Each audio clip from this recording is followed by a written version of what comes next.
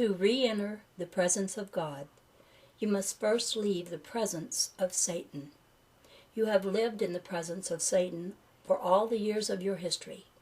In fear, you have been led far from your home in a state of grace, and deeply into whirls of elemental forces and bonded energy patterns. Now is the time to leave this prison. You need not leave your physical bodies, nor the objects of the physical plane, but you must leave your interpretations of what those objects and bodies are.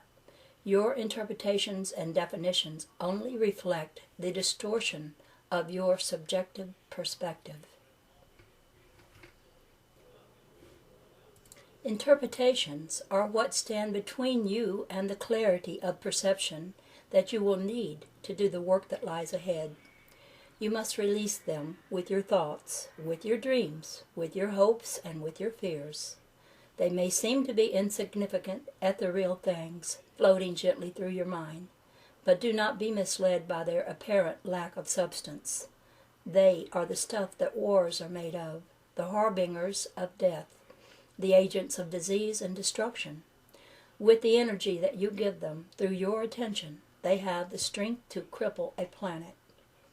Remember the tree in the center of the garden. Why do you suppose the Lord forbade the first humans to eat of the fruit of the knowledge of good and evil? Only one with a consciousness of the whole of creation is in a position to determine the good and evil as it pertains to the various creatures.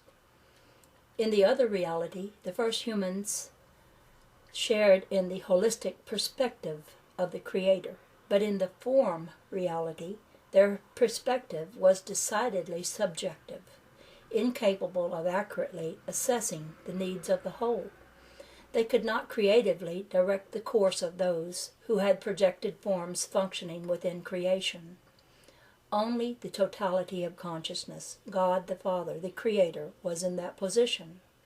So long as they had trust in Him and were willing to function within the range of their design, within the context of the Creator's own internal dynamics, they had complete freedom to enjoy the created realms.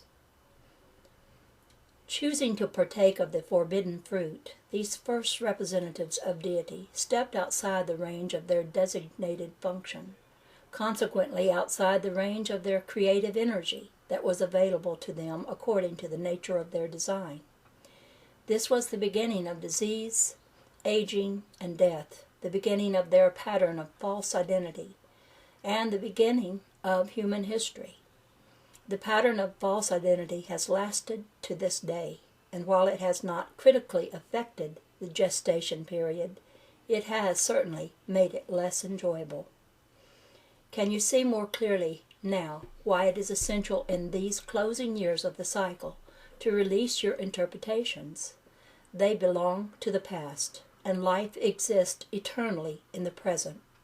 You were intended to share in this eternal life, but to do so you must release identification with the past, release identification with the material garments you wear, and accept the creative definition that life gives to you in this present moment.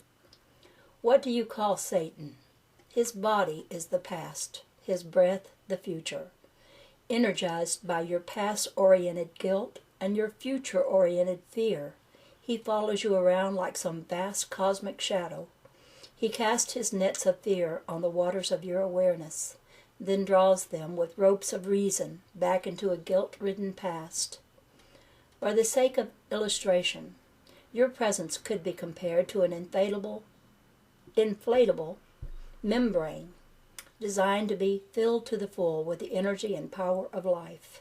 Like two enormous rips in the side, guilt and fear allow the precious life substance to escape, leaving you withered, ineffectual, and short-lived, all the while using your own life substance to energize everything that you fear.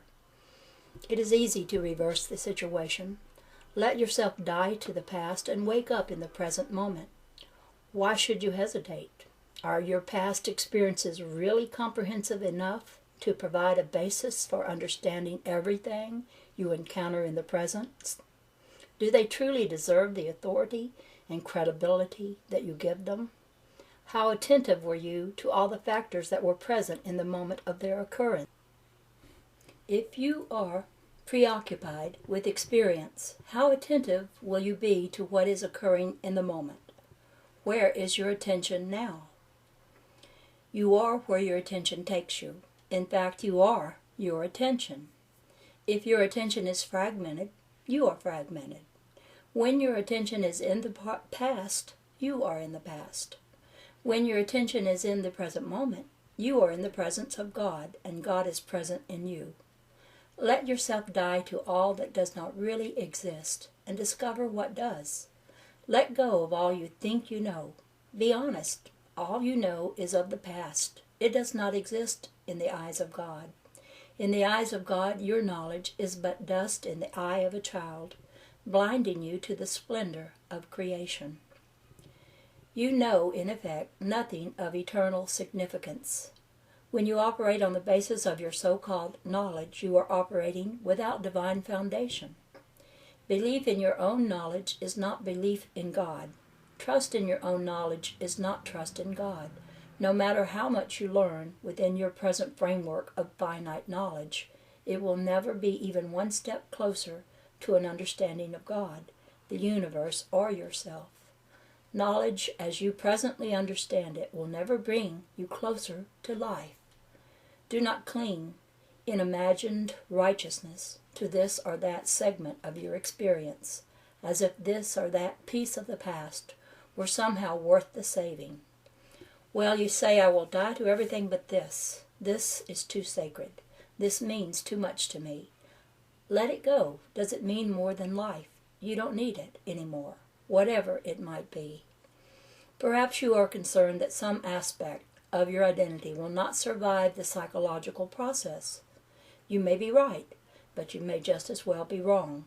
Let it go. It makes absolutely no difference. There are no guarantees that this or that is going to survive the sight of God. But the only things that are threatened, the only things that will not survive, are things that do not exist apart from your conception, things that have no reality apart from the reality that you give them. All that is essential to you is being sustained by the creative power of the living God. All that you sustain in existence through the misuse of your creative abilities only serves to involve you in areas where your own life energies become mischanneled and eventually dissipated. Any belief, any concept, any conviction that you might have that truly mirrors what is present in the mind of God will still be there on the other side of the psychological process. So you have nothing to fear in releasing these things. All that has been sanctified by God will continue to exist. Only that which has sought to cheat you of your destiny will perish. It is really very simple. Let it all go. See what the Lord has in store. Any hesitation that you feel is only indicative of a continued trust in fear and reason. These are the false gods of this age. They will continue to enslave you until your trust is restored in love and life. Trust God implicitly, and the truth of His divine design will be revealed in every situation. This design is your own operating manual.